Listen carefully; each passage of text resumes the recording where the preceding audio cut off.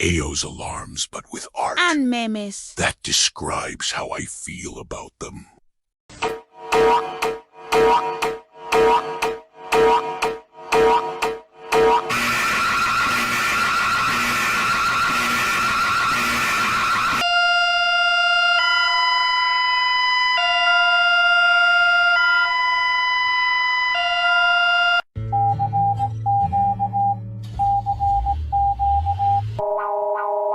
Couldn't be bothered to do the rest, but you get the point, lol.